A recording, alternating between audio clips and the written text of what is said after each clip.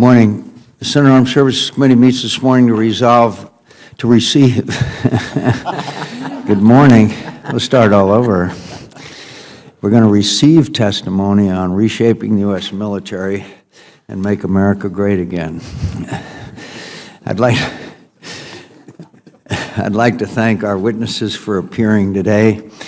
David Ogmonic, Senior Defense Research Analyst at the RAND Corporation, James Thomas, Principal at the Telemus Group, Thomas Donnelly, Resident Fellow and Co-Director of the Maryland Ware Center for Security Studies at the American Enterprise Institute, and Brian Clark, Senior Fellow at the Center for Strategic and Budgetary Assessments. For the last 25 years, Americans have taken our nation's military superiority for granted. We watched as the Cold War ended with the collapse of our only superpower rival and the so-called end of history. We quickly grew accustomed to military dominance. After all, no U.S. Navy ship has been sunk in an active conflict since 1952.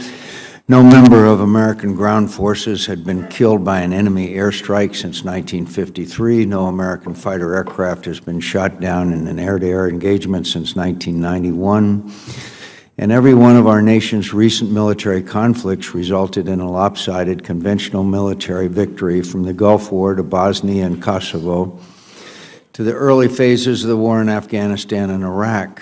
This confidence in our military is reflected in the rhetoric of many of our nation's civilian and military leaders, who reassure us that ours is the most capable fighting force on the face of the earth, or that our defense budget is so much larger than our competitors. These statements are undoubtedly true, and to be very, very clear, any adversary that chooses the path of aggression against the United States or its allies would indeed pay a terrible price. But ultimately, such statements shed little light on the most important question: whether our military can achieve the mission assigned to it to deter and, if necessary, defeat aggression, and at what cost. The testimony of our military leaders and the work of some of our foremost defense experts leads me to believe there is real reason for concern. For the last 20 years, our adversaries have gone to school on the American way of war, and with focused determination, they've involved in, developed, and/or fielded the capabilities to counter it. Long-range, accurate ballistic and cruise missiles that can target our ground forces, ships, military installations, and critical infrastructure. Dense integrated air defenses that pose a threat to even our most advanced aircraft. Large numbers of modern fighter aircraft, including some fifth-generation platforms armed with capable air-to-air missiles that in some cases outrange our own. More advanced surveillance and reconnaissance systems, resilient command and control networks, electronic warfare capabilities, and anti-satellite and cyber weapons that, taken together, threaten our ability to achieve information dominance. By expanding contested battle space and exacerbating the tyranny of distance, our adversaries are threatening our military's ability to project power, upon which rests the credibility of American deterrence. As they grow more capable, our adversaries are increasingly emboldened to engage in acts of provocation, coercion, and aggression that threaten our interest and our allies. Pick up this morning's paper and you'll see a Russian ship is now operating off the east coast of the United States. Here at home, we've only exacerbated the problem. In recent years, preoccupied with the fight against terrorism, hampered by a broken acquisition system, and shackled by the budget cuts and fiscal uncertainty, our military has prioritized near-term readiness at the expense of future modernization, giving our adversaries a chance to close the gap. Our military leaders have described this as, quote, mortgaging the future. But it appears few realized how soon the future would arrive. What all these developments mean is that America's military advantage is eroding, and eroding fast. The wide margin for error we once enjoyed is gone, and in some of the most difficult scenarios our military may someday confront, we can no longer take victory for granted. In short, we will now hear from some of our witnesses today. The risk is growing that our nation's military could lose the next war it is called upon to fight. If it does prevail, as I surely hope it would, success could very well come at a cost in blood and treasure we as a nation have not paid since the Vietnam War. The question now is what we must do to reverse these trends and sustain and advance America's military advantage for the 21st century.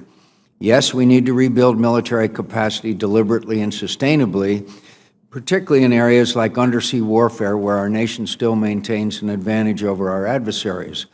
But there's still a lot of truth in the old adage that quantity has a quality all its own.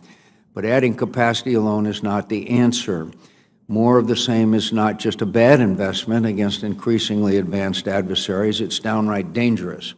That means we have to reshape our military by investing in the modern capabilities necessary for the new realities of deterring conflict and competing with great powers that possess advanced military forces, longer range, more survivable platforms and munitions, more autonomous systems, greater cyber and space capabilities, among other new technologies. It's not enough, however, just to acquire these new technologies.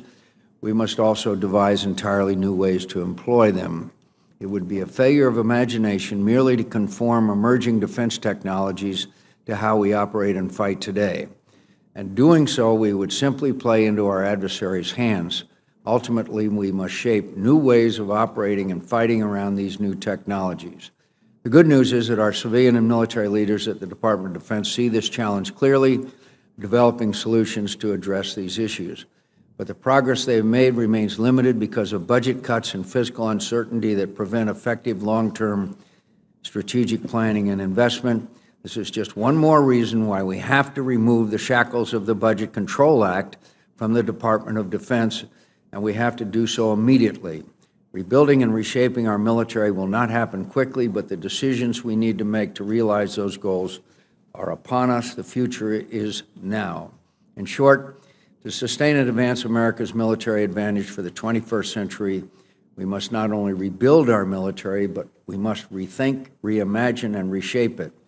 This will entail tough choices, but these are the choices we must make to ensure that our military will be ready to deter and, if necessary, fight and win our future wars. Senator Reid.